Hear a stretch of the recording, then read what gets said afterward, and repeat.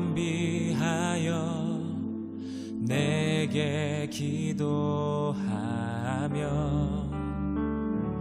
나의 얼굴을 구하여서 그 악한 길 떠나며 1월 23일 주일 예배 하나님께 올려드립니다.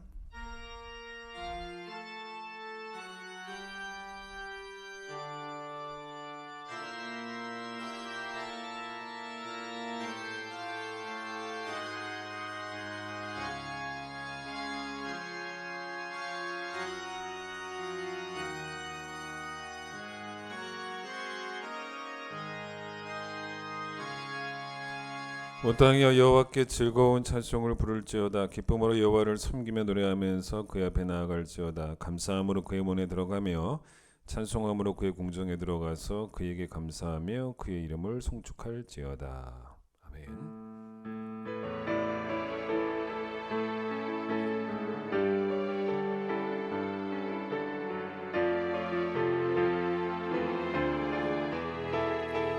모든 영광과 존귀와 능력 받으소서 받으소서. 영광과 존귀와 능력 받으소서 받으소서. 그리스도 살아계신 하나님. 이 시간 우리의 죄악을 고백합니다.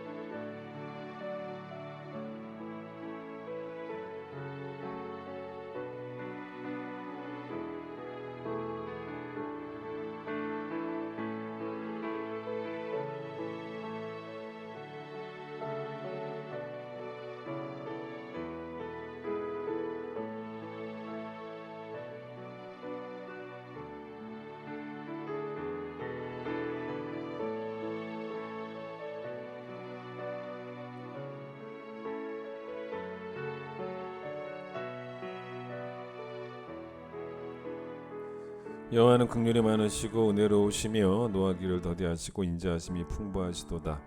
우리의 죄를 따라 우리를 처벌하지는 아니하시며 우리의 죄악을 따라 우리에게 그대로 갚지는 아니하셨으니 동이 서에서 먼 것 같이 우리의 죄가를 우리에게서 멀리 옮기셨느니라. 아멘. 신앙 고백합니다. 나는 전능하신 아버지 하나님 천지의 창조주를 믿습니다. 나는 그의 유일하신 아들 우리 주 예수 그리스도를 믿습니다. 그는 성령으로 잉태되어 동정녀 마리아에게서 나시고 본디오 빌라도에게 고난을 받아 십자가에 못 박혀 죽으시고 장사된 지 사흘 만에 죽은 자 가운데서 다시 살아나셨으며 하늘에 오르시어 전능하신 아버지 하나님 우편에 앉아 계시다가 거기로부터 살아있는 자와 죽은 자를 심판하러 오십니다. 나는 성령을 믿으며 거룩한 공교회와 성도의 교제와 죄를 용서받는 것과 몸의 부활과 영생을 믿습니다. 아멘. 323장입니다.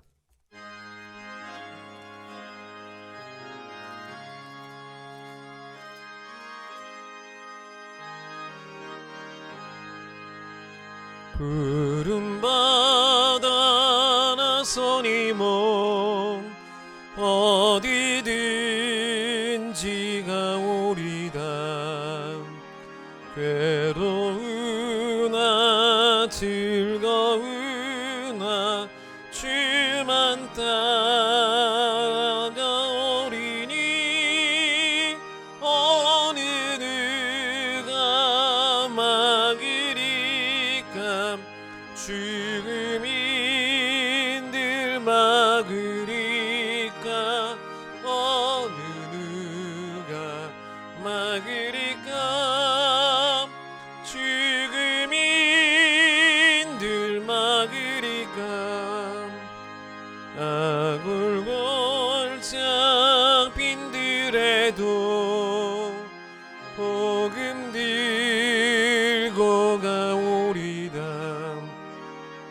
소돔 같은 너리에도 사랑 않고 찾아가서 종의 몸에 지닌 것도 아낌없이 드리리다. 종의 몸에 지닌 것도 아낌없이 드리리다. 존귀 영광 모든 권세 주님 홀로 받으소서. 멸시천 내 십자가는 제가 쥐고 가오리다. 이름 없이 빛도 없이 감사하며 섬기리다. 이름 없이 빛도 없이 감사하며 섬기리다. 아멘. 디모데후서 2장 15절 오늘 마지막 시간입니다. 디모데후서 2장 15절 제가 읽도록 하겠습니다. 너는 진리의 말씀을 옳게 분별하며 부끄러울 것이 없는 일꾼으로 인정된 자로 자신을 하나님 앞에 드리기를 힘쓰라. 아멘. 오늘은 이수민 권사님 기도십니다. 기도드리겠습니다. 사랑의 하나님, 은혜를 감사합니다. 어려운 상황 가운데서도 주님 축복하셔서 지난 한 주간도 말씀으로 저희를 지켜주시고 거룩한 주일 하나님 앞에 예배 드리게 하여 주심에 감사를 드립니다. 주님, 늘 주님과 동행하기를 원한다고 입술로는 고백하면서도 코로나라는 현실과 삶의 무게를 핑계 삼아 나의 이익만을 위한 이기적인 행동들로 한 주간을 살아왔음을 고백합니다. 이 시간 용서하여 주시고 진정한 회개를 통하여 나만 생각하는 이기적인 마음 버리고 내가 가진 모든 것에 감사하며 또 내 이웃을 돌아볼 수 있는 넉넉한 믿음 허락하여 주시고 육의 양식을 위해 애쓰기보다는 영의 양식을 위해 기도하며 간구하는 삶 살아내는 성도 될 수 있도록 주께서 은혜 내려 주옵소서.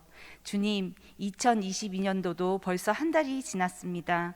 새해 첫날을 예배로 시작하며 또 특별히 새벽 기도회로 우리가 나아갈 신앙의 방향을 말씀으로 다시 점검할 수 있는 귀한 시간들을 가졌습니다.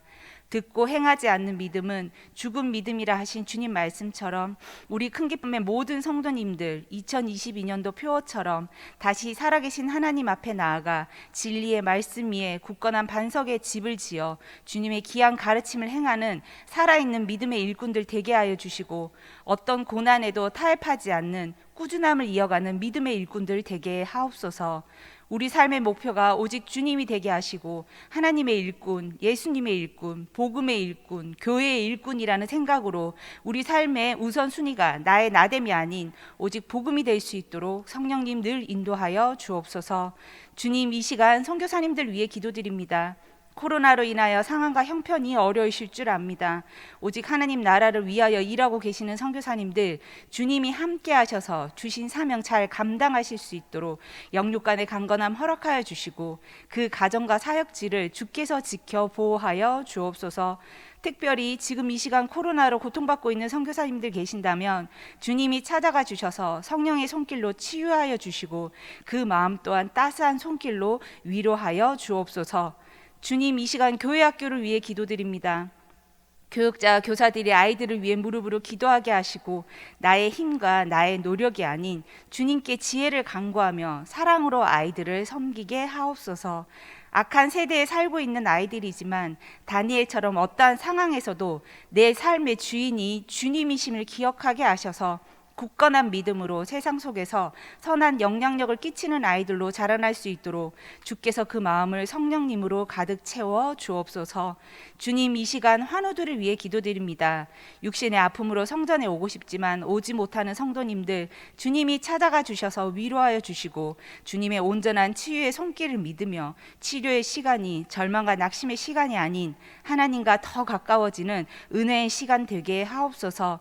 이제 말씀을 듣습니다. 말씀 전하시는 목사님, 은혜에 은혜를 더하여 주시고 선포되어지는 말씀이 그냥 땅에 떨어져 없어지는 것이 아니라 저희들 마음에 60배 100배의 성령의 열매 맺을 수 있도록 은혜 내려주시고, 또 이 시간 상한 심령으로 성전에 나온 성도님들, 드려지는 예배 가운데 세상 모든 염려 다 내려놓고 주님의 크고 위대하심을 믿으며 주님의 손 다시 붙잡을 수 있도록 믿음 회복시켜 주옵소서.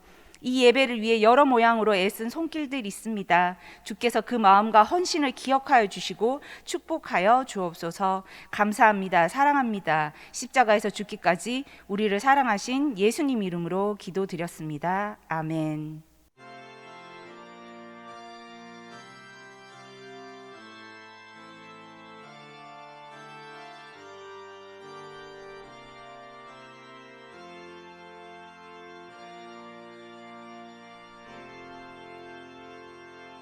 봉헌하겠습니다.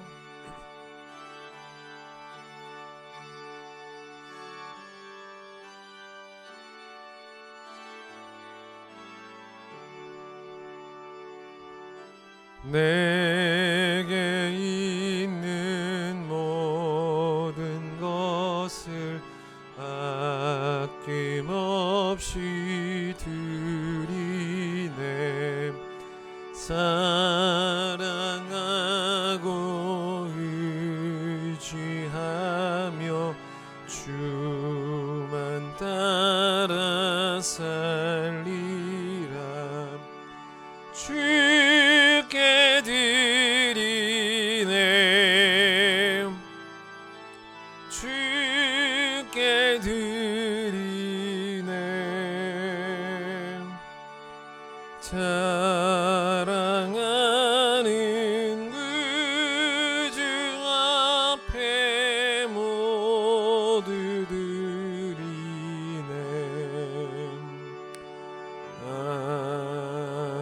아멘. 주의 날 허락하심을 감사합니다. 예배하게 하심을 감사합니다. 하나님, 오늘 이 예배를 통하여 하나님 영광 받아주시고 가장 좋으신 하나님께 우리가 최선의 예배를 드릴 수 있는 귀한 시간이 되어질 수 있도록 축복하여 주시기를 원합니다. 우리를 사랑하셔서 이 땅에 예수 그리스도를 보내주시고 우리의 죄를 예수의 보혈로 씻겨주셔서 천국 백성 되게 하시고 사는 날을 동안 이 땅에 살아가면서 많은 고난과 환난이 있음에도 불구하고 우리의 시선을 위로 고정케 하여 주셔서 천국 소망으로 매일매일 현재 고난과 비교할 수 없는 장차올 영광을 바라보는 믿음으로 승리하며 살게 하심을 감사합니다. 비록 땅을 버타고 살아가지만 이 세상에 속한 자로서 살아가지 말게 하여 주시고 주께 속한 자가 되어 매일매일 우리의 삶이 신령한 예배가 되게 하여 주시고 거룩한 산제물로 우리를 하나님께 매일매일 드리는 삶을 살아가는 복된 성도들 될 수 있도록 주님 축복하여 주시옵소서. 주님의 날 빈손으로 나오지 않았습니다. 하나님께 받은 은혜 감사하는 마음으로 헌금을 준비했습니다. 주님 꼭 받아주시고 하나님께서 우리 생업에 축복하여 주셔서 필요한 복 또한 채워주시기를 소망합니다. 예수님 이름으로 기도드립니다. 아멘. 교회 소식을 전하도록 하겠습니다. 돌아오는 또 주일이 설날이 되기 때문에요. 그래서 여러분 오늘 우리 주보에는 설날 예배지 순서지가 들어가 있고 또 온라인으로 드리는 여러분들에게는 어제 예배 순서지를 보내드렸습니다. 그리고 또 우리 교회 카페에도 네이버 카페에도 올려놨습니다. 그래서 여러분 이번 설 명절 또 하나님을 예배하는 또 복된 설이 되기를 바랍니다. 특순이 있습니다.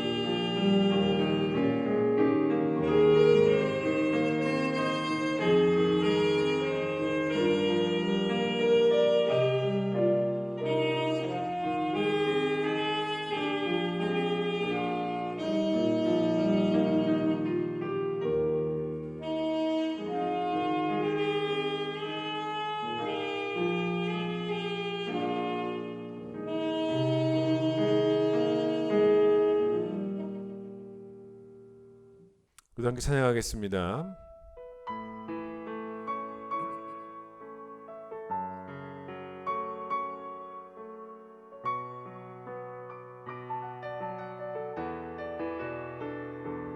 나의 백성이 다 겸비하여 내게 기도하며 나의 얼굴을 구하여서 그 악한 길 떠나며 하늘에서 듣고 죄를 사하며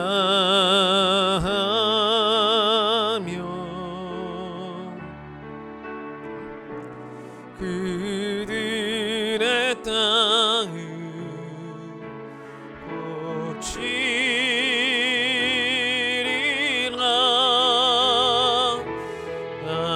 아버지여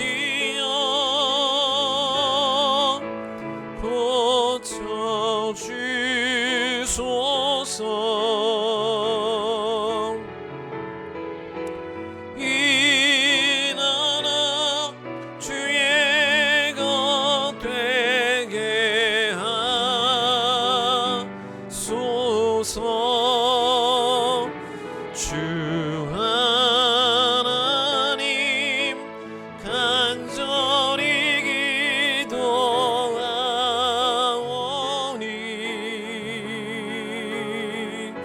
상한 이 땅 새롭게 하소서. 새해 주시는 말씀 디모데후서 2장 15절. 오늘 마지막 시간입니다. 이 바울이 디모데에게 어떤 일꾼이 되라고 했냐면 지난 주일에는 하나님께 인정받는 일꾼이 되라고. 그런데 하나님께 인정을 받으려면 우선은 꾸준함이 있어야 된다. 꾸준함으로 인정을 받아야 된다라는 말씀이 지난 주일 말씀이었습니다. 꾸준함의 다른 표현이 뭐겠습니까? 충성하되 변함없이. 그러니까 변함없는 충성이 성경이 말하는 꾸준함이겠죠. 여러분 잘 아시는 잠언 25장 13절에 추수하는 날에 얼음 냉수처럼 그렇게 주인의 마음을 시원케 하는 일꾼이 어떤 사람이라고 나와 있냐면 거기도 충성된 일꾼이라고 나옵니다. 충성으로 주인의 마음을 시원케 하는. 마태복음 25장에 주인이 돌아와서 칭찬한 일꾼들이 누구였습니까? 5달란트 받은 일꾼, 2달란트 받은 일꾼들이었는데 이들에 대한 주인의 칭찬도 뭐였냐면 착하고 충성된. 그 주인이 달란트를 맡기고 떠난 그 시점부터 주인이 돌아올 때까지 꾸준하게 기복 없이 충성을 했다라는 그런 것이죠. 열왕기상 19장에 보시면은 엘리야가 하나님을 향해서 자신이 어떠한 사람이었다라고 일종의 자기 연민에 빠져서 말을 하냐면 나는 하나님을 위해서 열심히 특심이었다라는 표현을 씁니다. 옛날 성경에는 특심인데 요즘 성경은 뭐라고 하냐면 열심히 유별하다라고 그렇게 본인 스스로 말을 해요. 그럼 물론 열심히 유별하는 건 좋은 거죠. 근데 이 말을 하기 전에 엘리야는 어떤 사람이었냐면 로뎀나무 아래 들어 누웠던 사람이었어요. 그게 열왕기상 19장에 나오는 이야기이고, 그래서 열심히 유별한 것, 여러분 그것도 물론 좋은 거지만 더 중요한 건 무엇이냐면 드러눕지 않는 게 더 중요한 거예요. 드러눕지 말아야 돼요. 그래서 한결같은 거죠. 열심히 유별하지 말라는 말이 아니고 한 번 잘하는 것보다 진짜 여러분 계속 잘하셔야 돼요. 잠시만 열심히 유별이지 말고 시종일관 열심히 유별인 것은 좋은 거죠. 자, 오늘 이제 마지막 시간으로 지난주에는 인정받는 일꾼이었다면 오늘은 뭐냐면 다시 2장 15절 중간에 뭐라고 나옵니까? 부끄러울 것이 없는 일꾼이 되어야 된다. 이렇게 말을 하고 있죠. 자, 1장 12절 보세요. 바울이 이런 말을 하죠. 이로 말미암아 내가 또 이 고난을 받되 부끄러워하지 않습니다라는 말. 여기도 부끄럽다라는 표현 나오지 않습니까? 염치 없는 사람이라는 말은 좋은 말이 아니죠. 여러분 염치가 있어야 되지 염치가 없으면 안 된다는 거예요. 근데 여러분 염치 없다는 말을 우리가 어떻게도 표현하냐면 파렴치하다. 그런 표현을 쓰지 않습니까? 염치라는 말의 뜻이 국어사전에서 뭐라고 나왔냐면 부끄러움을 아는 마음입니다. 그런데 부끄러움을 아는 마음이 없다는 것은 도덕적으로 문제가 있는 사람이죠. 근데 바울이 뭐라고 합니까? 고난을 받지만 부끄러워하지 않는다라는 말은 무슨 말이냐면 바울이 당하는 고난이 바울이 잘못해서는 아니라는 거죠. 아니 복음을 전하다가 고난을 받고 있는데 복음을 전하는 게 뭐가 잘못이겠냐는 것입니다. 오히려 부끄러워해야 하는 사람들은 누구냐면 바울을 감옥에 가둔 사람들이 부끄러워해야 되는 거죠. 그러니 바울은 자신이 감옥에 있는 것이 자기의 실패는 아니잖아요. 자신의 도덕적 실패 때문이 아니기 때문에 부끄러워하지 않는다라는 말을 지금 이 12절에서 했다는 거죠. 그렇다고 해서 또 바울이 부끄러움을 모르는 사람은 또 아니었다는 것입니다. 자기의 죄에 대해서는 자기의 실패에 대해서는 너무너무 부끄러워했어요.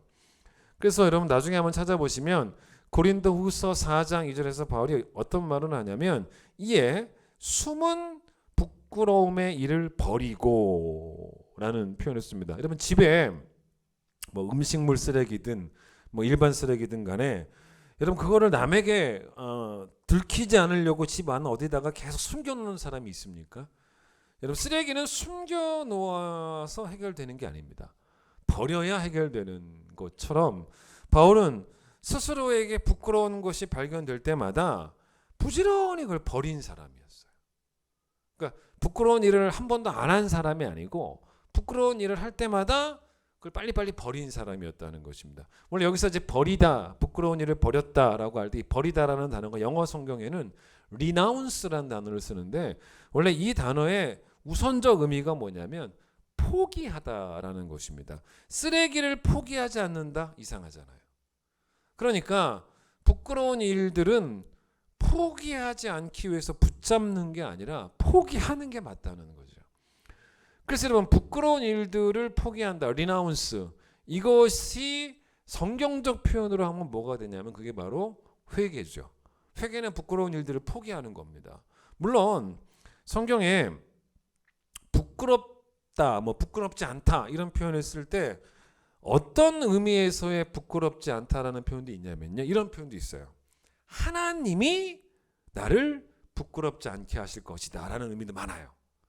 그러니까 그건 뭐냐면 하나님이 결국 우리를 승리케 하실 것이다. 그러니까 하나님에 대한 신뢰를 표현할 때 성경 기자들이 특별히 시편에 많이 나오는데 하나님이여 나를 부끄럽지 않게 하소서. 하나님이 승리하실 것을 믿는 하나님에 대한 신뢰를 담을 때 그런 표현을 쓰기도 해요. 많이 나오는 편입니다. 우리나라 축구가 여러분 축구 관심 있게 보시면 피파 랭킹에 들어가 볼 수 있지 않습니까? 우리나라 현재 12월 작년 12월에 조사한 우리나라의 그 피파 랭킹이 현재 33위입니다. 1위가 누군지 아세요? 1위가 누구냐면요. 벨기에입니다. 벨기에가 현재 1위고 2위가 브라질이고 3위가 프랑스고 뭐 그렇더라는 겁니다. 우리나라 축구 대표팀이 벨기에랑 축구 경기를 해서 우리나라가 이겼다. 그걸 뭐라 그럽니까? 기적이라고 하죠. 우리나라가 졌다? 그러면 그건 당연한 거죠. 그래서 그 당연한 일을 당했을 때 부끄러워할 이유는 없어요. 질 수도 있는 너무너무 잘하는 팀이니까. 근데 제가 이제 오늘 또 설교 준비하면서 피파 랭킹을 들어가 보니까 피파 랭킹이 여러분 210위까지 나오더라고요. 이제 210위가 누군지를 봤어요. 210위가 누구냐면 어떤 나라냐면 전 처음 들어봐요. 아는 분도 계시겠지만 산 마리노라는 나라가 있더라고요. 그러니까 이 나라가 어딘지 좀 조사해 보니까 유럽에 있는 인구가 3만 3천 명밖에 안 되는 작은 공화국이더라고요.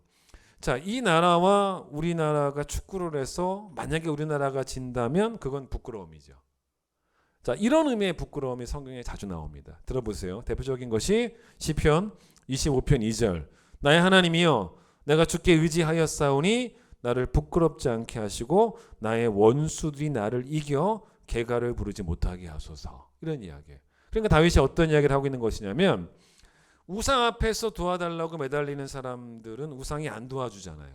마찬가지로 다윗이 믿고 있는 그 내 하나님이 죽은 하나님이라면 다윗은 그런 하나님을 의지해 봐야 결국 진다는 거예요. 그래서 결국 아무런 도움을 받지 못할 때 그 패배 속에 느끼는 그 부끄러움, 패배의 부끄러움. 그러나 다윗이 막 악한 사람들이 다윗을 막 죽이려 하고 얼마나 악인들이 막 괴롭혔습니까? 그게 대표적으로 사울이었고 대표적으로 압살롬이었는데 그런 상황에서 다윗이 하나님이 자기 편인 것을 확신했기 때문에 하나님의 승리를 확신한 자가 했던 고백이 뭐냐면 나는 절대로 부끄럽지 않게 될 것이다. 하나님이 나를 부끄럽지 않게 만들어 주실 것이다. 이런 확신을 담은 표현들도 성경에 많이 나온다는 것입니다. 그러나 오늘 본문이 말하는 부끄러움은 그런 부끄러움이 아니에요. 내 실패로 인한 부끄러움이죠. 나의 실족함으로, 나의 도덕적 실패로 인한 그런 부끄러움. 그런 부끄러움에 해당되는 시편 말씀을 또 한 군데 한번 제가 읽어드리면 시편 들어보세요. 119편 6절 내가 주의 모든 계명에 주의할 때에는 부끄럽지 아니하리이다. 그 반대말이 뭡니까? 그 계명을 지키는 일에 실패할 때는 부끄러울 거라는 것입니다. 그러니까 이게 어떤 기도였냐면 범죄로 인한 수치심이 내게 없기를 바라는 이제 그런 제가 오늘 말하고자 하는 부끄러움은 이런 류의 부끄러움이라는 것입니다. 자, 우리가 엘리야 이야기를 다시 한번 생각해 보게 되면 엘리야가 사실 열왕기상 여러분 18장에 보면 아주 멋진 엘리야입니다. 그게 바로 뭐냐면 엘리야가 갈멜산에서 바알의 선지자들과 경합을 벌이지 않습니까? 누구의 제단에 하나님의 제단에 불이 붙냐 바알의 제단에 불이 붙냐 그런 경합을 벌였는데 당연히 바알은 죽은 신이니까 바알의 제단에 불이 붙을 수가 없죠. 그러니까 하나님이 살아계신 분이기 때문에 그래서 결국 하나님의 제단에 불이 붙습니다. 그게 바로 열왕기상 18장인데 그럼 여러분 열왕기상 18장의 주제가 뭔지 아세요? 엘리야를 부끄럽지 않게 하신 하나님이라는 거죠. 엘리야를 승리하게 하신 하나님이라는 것입니다. 그게 열왕기상 18장의 주제예요.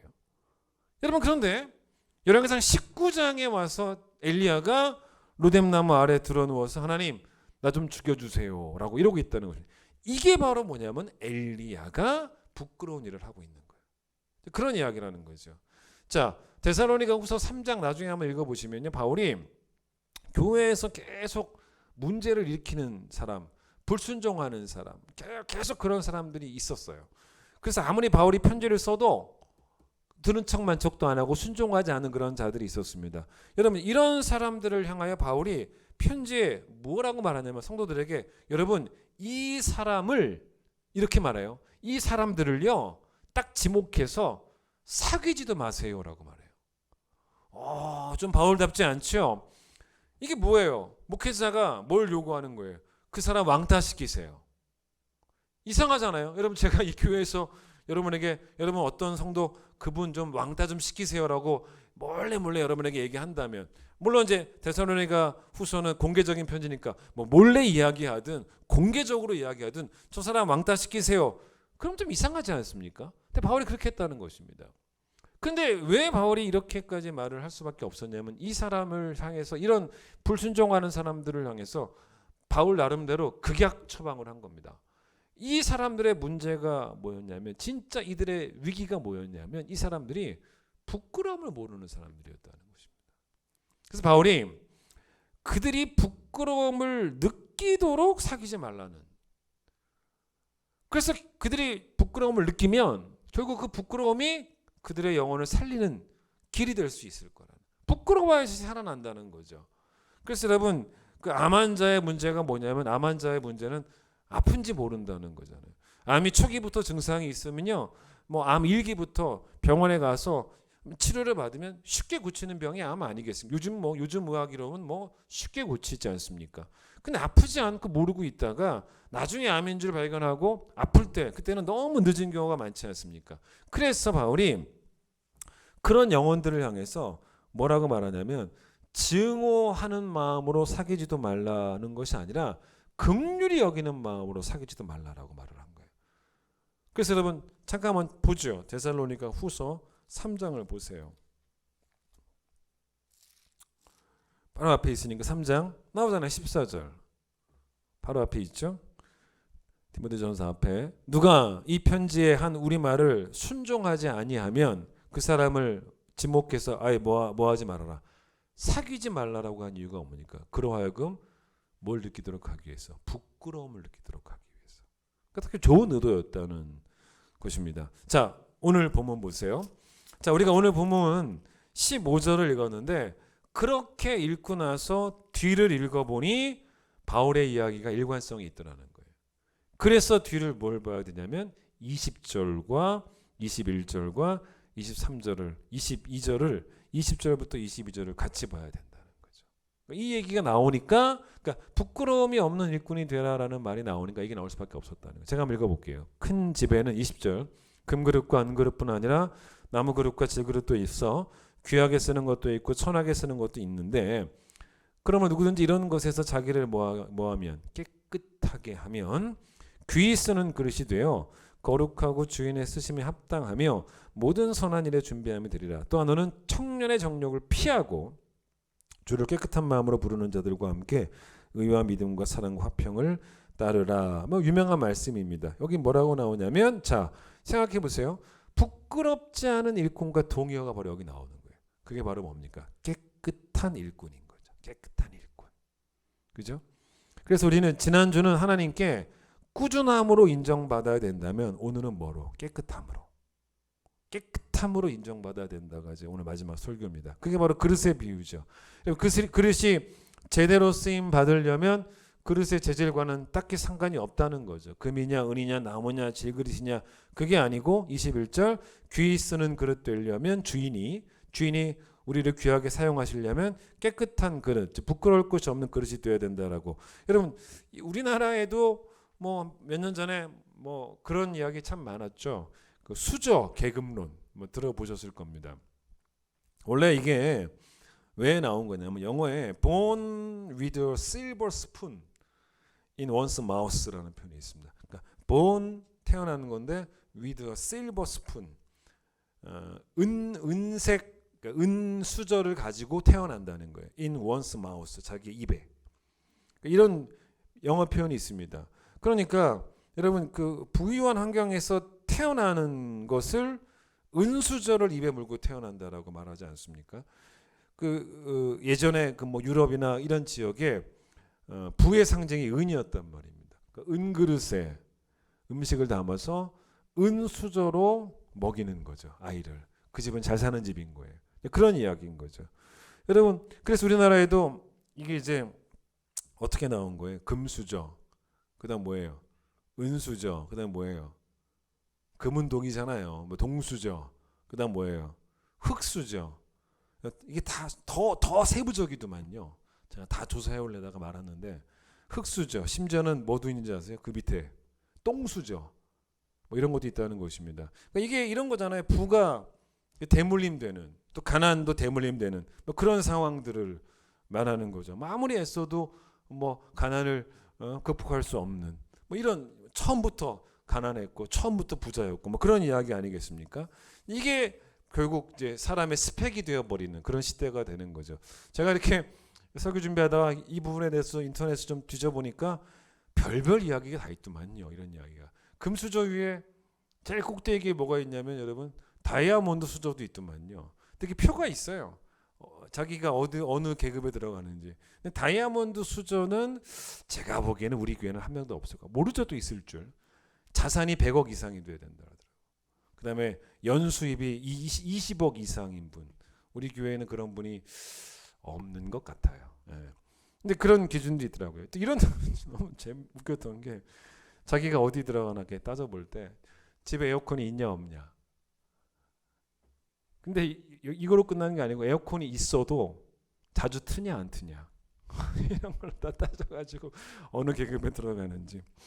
또 집에 TV가 있어도 몇 인치냐, 그 몇 인치를 기준으로 고기 먹을 때, 집에서 고기 먹을 때 구워 먹냐 아니면 물에 넣고 먹냐.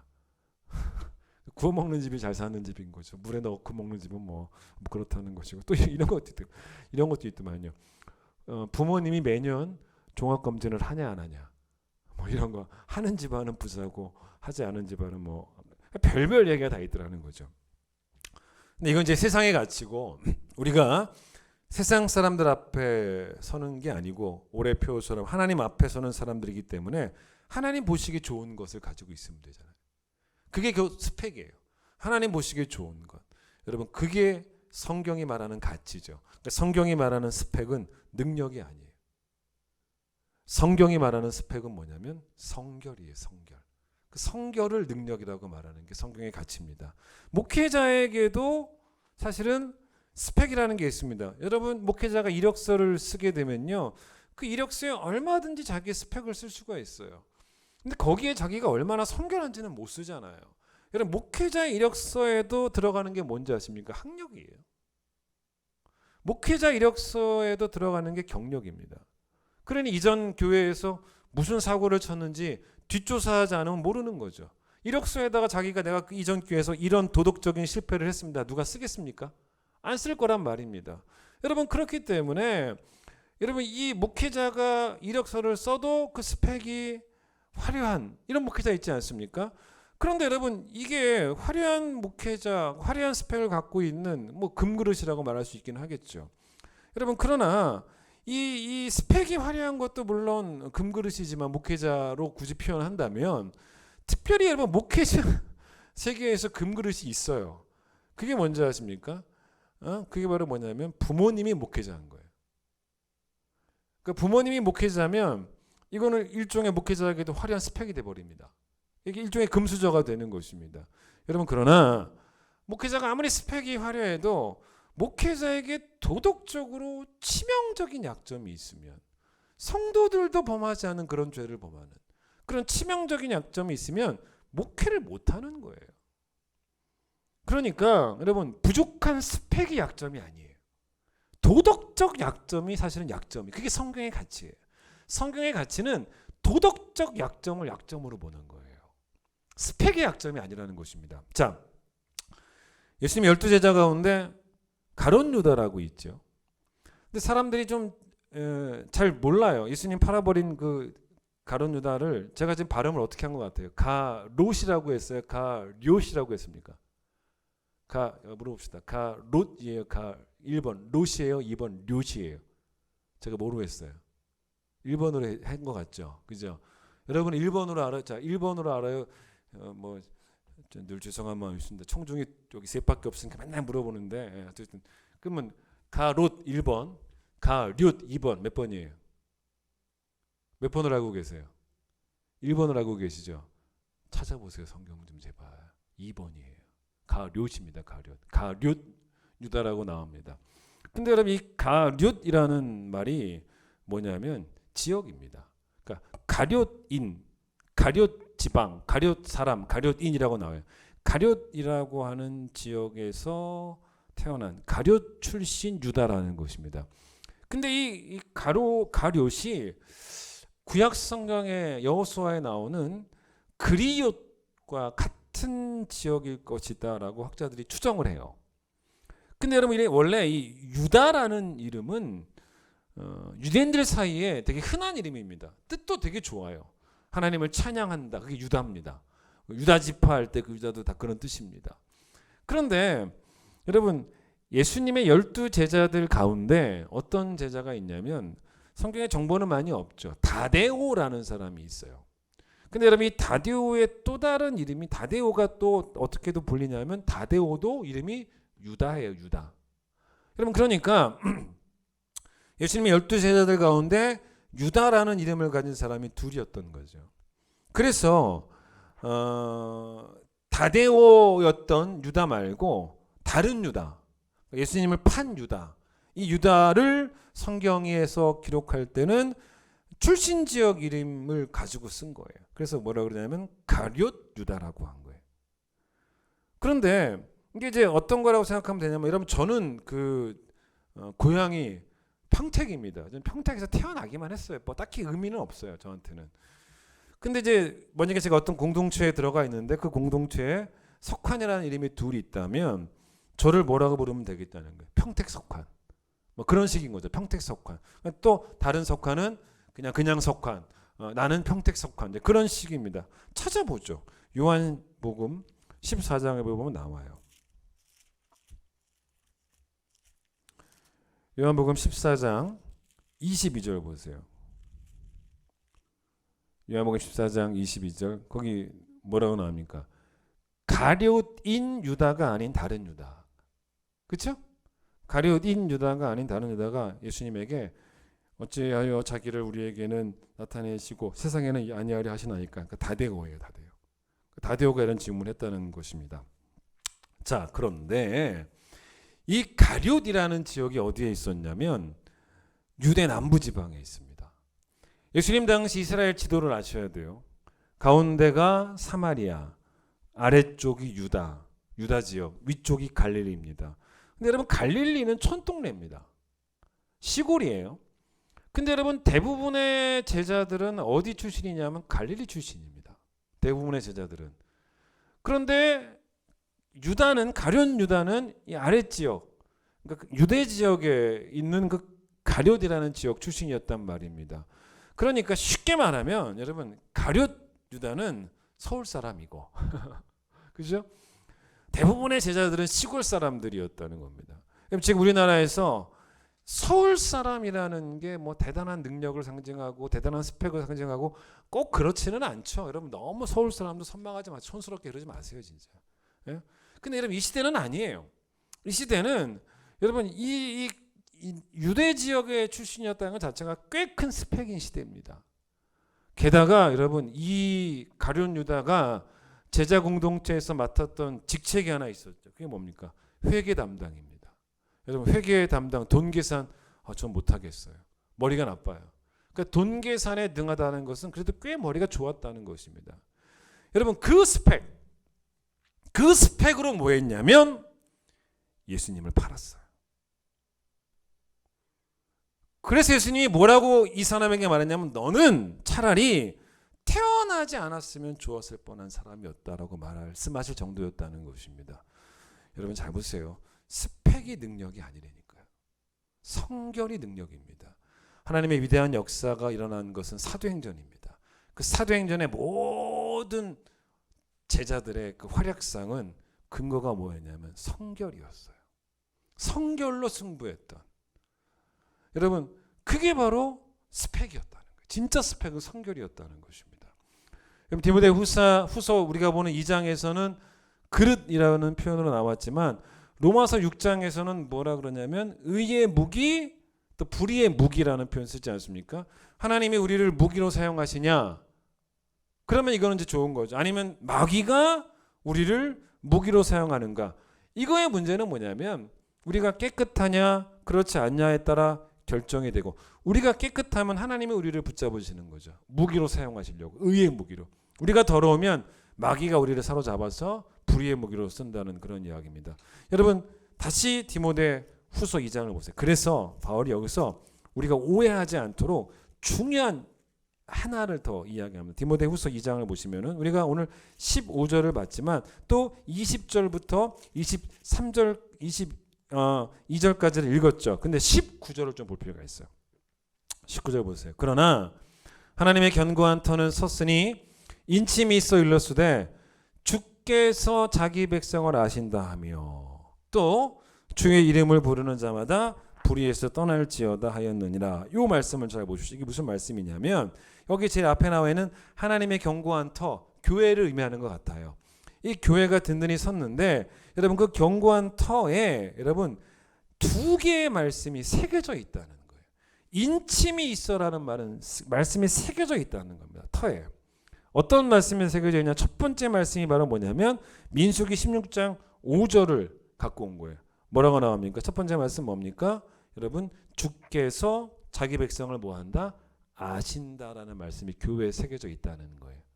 무슨 말이겠습니까? 여러분 여기서 아신다는 말씀의 의미는 나중에 찾아보세요. 로마서 8장 29절 30절에서 나오는 아신다예요. 거기는 뭐라고 하냐면 하나님이 미리 아신 자들이에요. 하나님이 미리 정하신 자들. 이게 뭡니까? 우리가 자주 이야기했던 선택의 은혜입니다. 교회는 하나님이 선택한 자들의 모임. 하나님께서 하나님의 그 뜻 가운데 구원을 이뤄내실 사람들. 그렇죠? 그게 바로 교회의 모임이라는 겁니다. 그런데 선택된 자들이 모인 교회에 또 하나 기억해야 될 말씀이 새겨져 있다는 거예요. 그게 뭡니까? 두 번째, 이사야 26장 13절을 인용한 거죠. 주의 이름을 부르는 자마다 어떻게 해라? 불의에서 떠나라. 이 말씀이 쓰여져 있다는 것입니다. 그래서 그 다음에 깨끗한 그릇 이야기가 나오는 거예요. 그 무슨 말이냐? 구원을 받기 위해서 불의에서 떠나가 우리 교리가 아니라는 거예요. 우리 교리를 설명하는 거예요. 기독교 교리는 천국 가는 날까지 귀하게 쓰임받는 그릇 되기 위하여 이거예요. 아셨죠? 천국 가는 날까지 귀하게 쓰임받는 그릇 되기 위해서 불의에서 떠나야 된다는 거예요. 그게 바로 뒤에 나왔지 않습니까? 그래서 바울이 이 교회 터에 새겨져야 될 이 두 가지 말씀이 성도들의 심령에도 새겨져 있기를 바라는 마음으로. 여러분 사실 능력이 있고 없고를 가지고 일꾼이 되냐 못 되냐를 결정하는 것은 세상이고, 세상의 기준과 성경의 기준이 분명히 다르다고 말씀을 지금까지 드린 거죠. 그런데 그걸 알 수 있는 말씀 가운데 또 하나가 뭐냐면 요한계시록 3장 8절의 말씀입니다. 여러분 요한계시록의 2장과 3장에 7개 교회가 나오는데 예수님께서 7개 교회를 평가를 하시지 않습니까? 좋게 평가, 나쁘게 평가, 뭐 그런 여러 다양한 평가들이 있습니다. 근데 그 중에 3장 7절부터는 어느 교회가 나오냐면 빌라델비아 교회가 나온단 말입니다. 여러분 이 교회는 칭찬만 받은, 예수님에게 인정을 받은 교회였습니다. 근데 이 교회가 인정받는 게 뭔지 아세요? 너무너무 중요한 말씀. 오늘 설교와 이어지죠. 요한계시록 3장 8절 뭐라 그러냐면 너희가 작은 능력을 가지고도 내 말을 지켰다는 거예요. 그러니까 능력과 순종은 별 상관이 없더라는 것입니다. 그러니까 이 교회 성도들이 딱 하나 잘하는 게 뭐였냐면 순종이었다는 것입니다. 능력은 대단하지 않았지만 예수님 말씀에 순종하는 정결함이 있었다는 거죠. 사실 우리가 지난주에 설교 하나님의 일꾼, 예수 그리스도의 일꾼, 교회의 일꾼, 복음의 일꾼이 되지 못하는 이유 중에 하나가 바로 뭔지 아십니까? 능력 때문이에요. 능력이 이유가 됩니다. 자기가 너무 능력이 있다라고 생각을 하니 그런 능력으로 세상살이에 바쁜 그런 사람들은 하나님과 복음과 교회와 그리스도 일꾼이 못 되더라는 것입니다. 반대로 나는 아무것도 할 줄 모른다는 생각 때문에 나 같은 무능한 사람이 어떻게 주의 일꾼 되겠느냐라고 말하면서 뒤로 빠지는 그런 사람들도 꽤 있더라는 것입니다. 그래서 여러분 이게 이런 거예요. 이게 뭐냐면 이 빌라델비아 교회가 잘한 게 뭐냐면 주의 일꾼으로 부르실 때 예스로 대답했다는 거. 예, 하겠습니다. 그게 벌써 이미 승리라는 거예요. 하겠다고 대답한 게. 그게 바로 정결이라는 거예요. 그게 바로 성결입니다. 하겠다고 한 게 이미 성결이라는 거예요. 그걸 좋게 보신다는 것입니다. 물론 그 뒤에도 열심히 했죠. 물론 이 교회가. 자, 오늘 여기 또 연주하시는 분들 또 두 분 계시지 않습니까?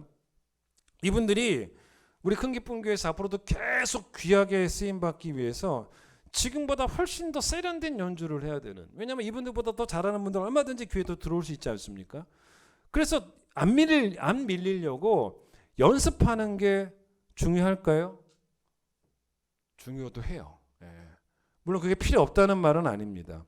그러나 이분들이 끝까지 귀하게 쓰임받는 것이 이분들의 실력으로 쓰임받는다면 사실은 그건 교회는 아니에요.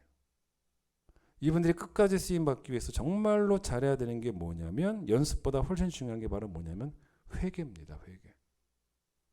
오늘도 이 자리에 나올 때 여러분 이분들 금요일마다 나오시거든요. 물어보지는 않겠습니다. 기쁨으로 나왔냐, 억지로 나왔냐. 억지로 나왔으면 회개하셔야 돼요. 그런 이야기죠.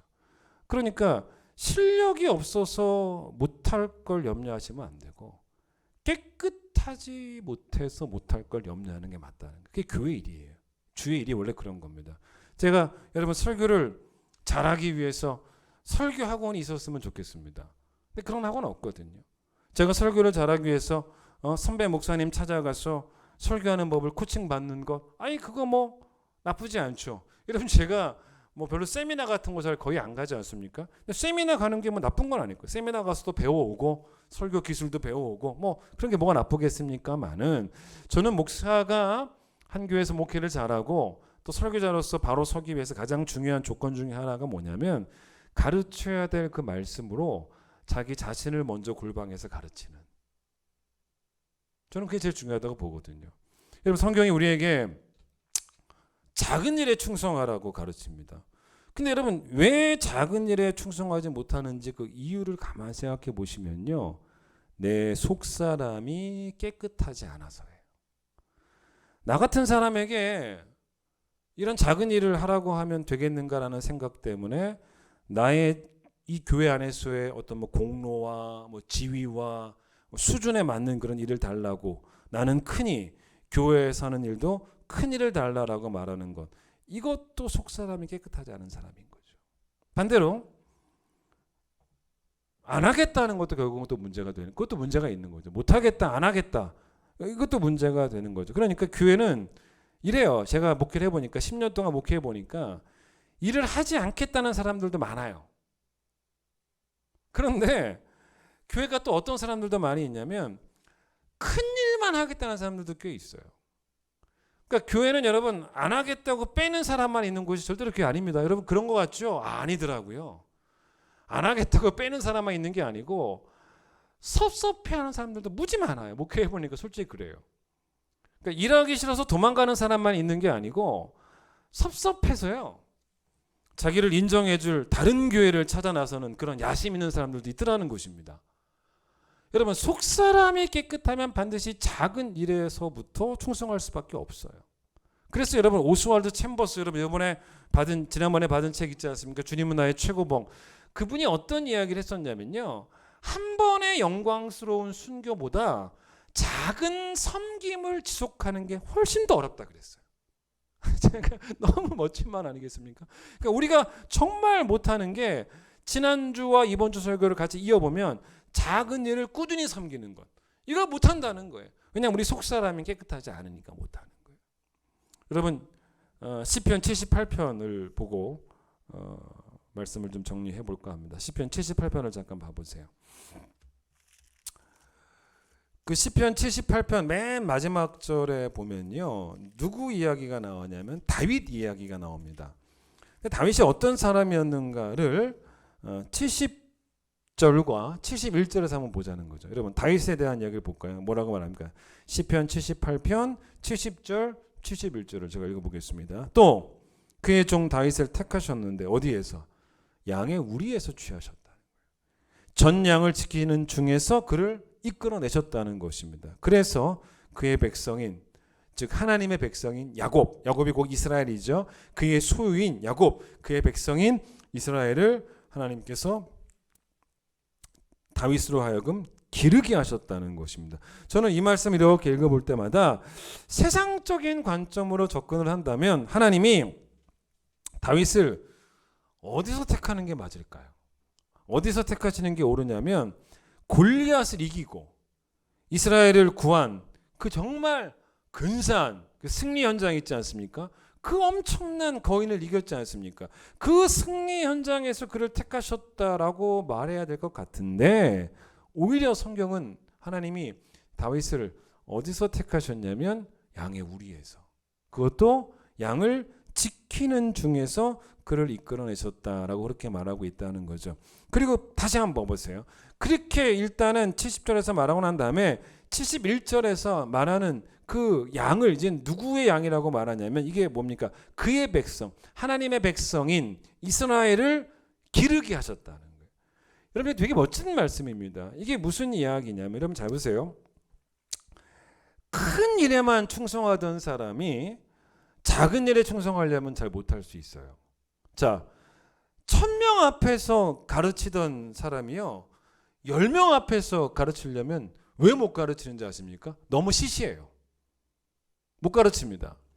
여러분 그런데 10명 앞에서 가르치던 사람이 1000명 앞에서 가르치려면요 어떤 마음으로 하면 되냐면요 10명을 가르치던 그 마음으로 하면 돼요. 무슨 말이냐면 10명 한 사람 한 사람을 귀하게 여겼던 그 마음으로 1000명을 품으면 되는 거예요. 그건 할 수 있어요.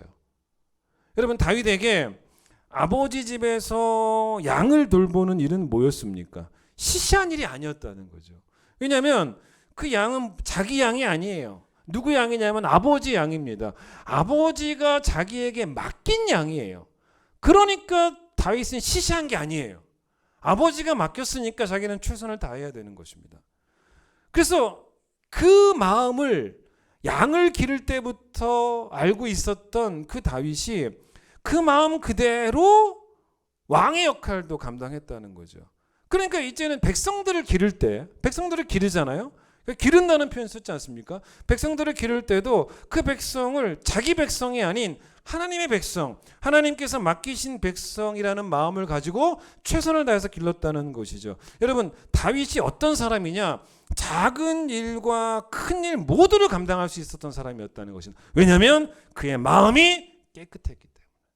그러니까 작은 일이라고 해서 무시하지 않는 마음, 큰 일이라고 해서 교만하지 않았던 그 깨끗한 마음 때문에 그렇게 되었다는 거죠. 여러분 일 잘하는 일꾼이 되려고 하기 전에 부끄러울 것이 없는 일꾼이 되는 게 먼저라는 것입니다. 지난주 한 주 동안 새벽기도 때 고린도 후서 2장에 어떤 말씀을 봤냐면 이 얘기하고 제가 마치겠습니다.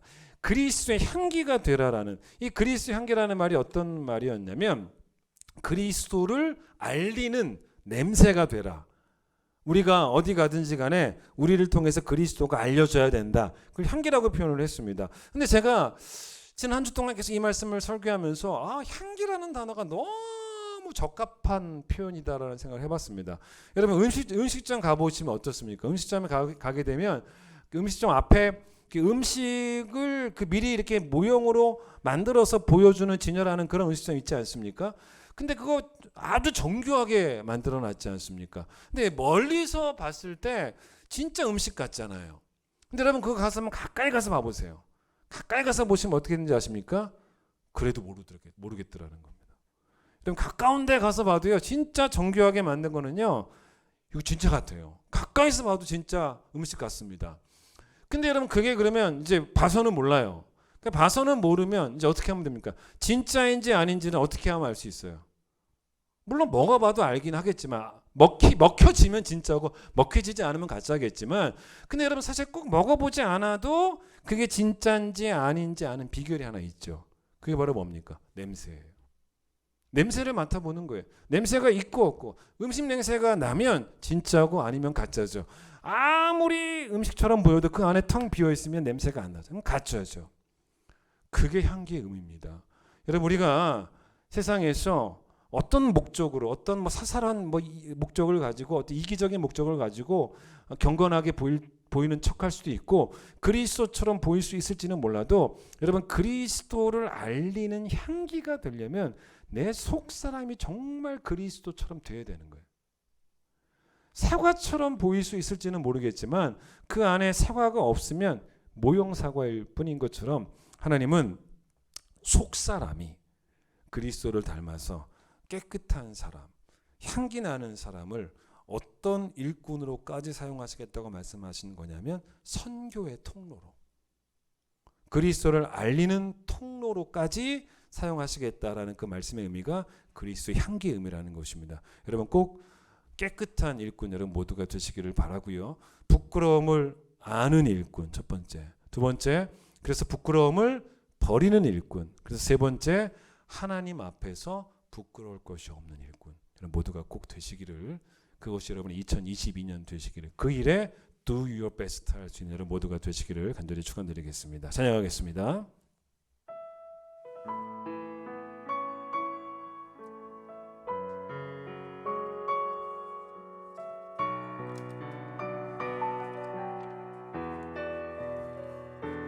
나의 백성이 다 겸비하여 내게 기도하며 나의 얼굴을 구하여서 그 악한 길 떠나며 하늘에서 듣고 죄를 사하며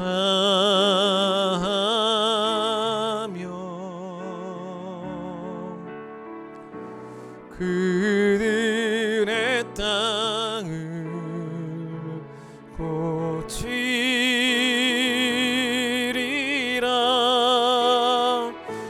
아버지여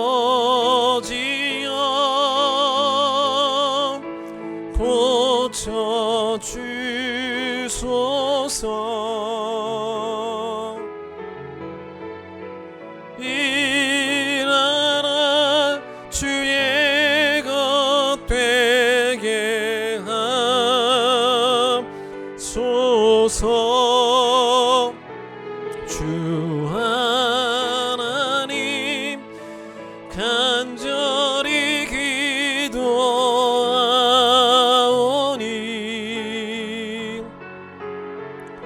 상한 이 땅 새롭게 하소서.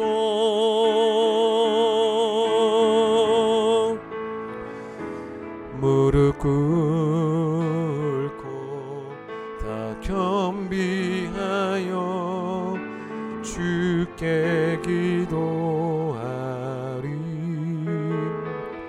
주의 얼굴을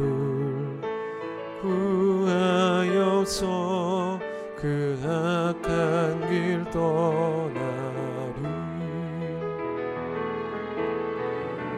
주님의 자비로 죄를 사하며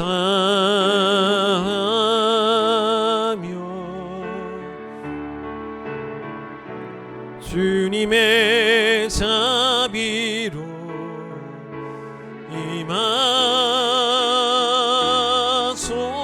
임하소서. 아버지여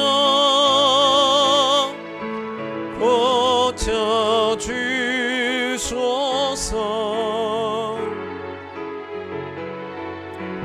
이 나라 주의 것 되게 하소서.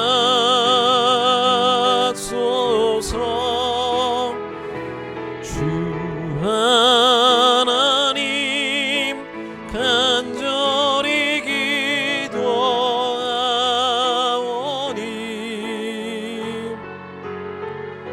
상한 이 땅 새롭게 하소서. 아버지여 우리를 통하여 이 땅을 고쳐주시기를 원합니다. 정결한 그릇 되기 원합니다. 아버지여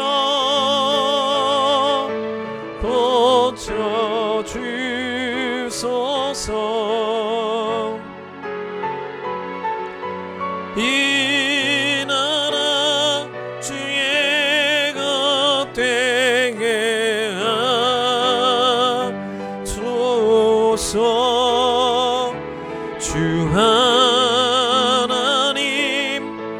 간절히 기도하오니 상한 이 땅 새롭게 하소서.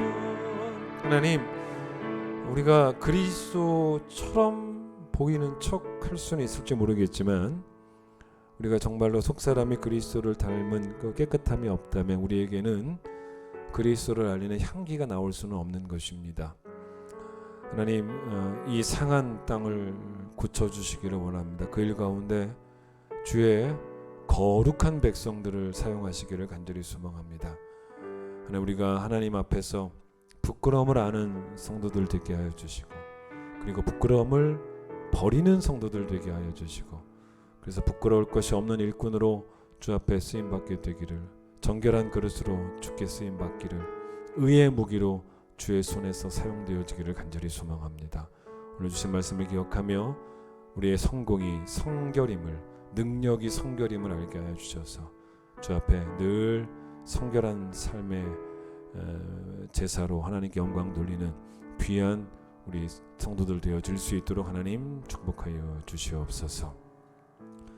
이제는 예수님의 놀라우신 은혜와 하나님의 사랑과 성령의 역사하심이 진리의 말씀으로 옳게 분별하고 우리를 하나님께 드리기를 힘쓰고 꾸준함으로 인정받고 깨끗함으로 인정받는 일꾼 되기를 간절히 소망하는 모든 성도들 위해 함께 하시길 간절히 축원하옵나이다. 아멘.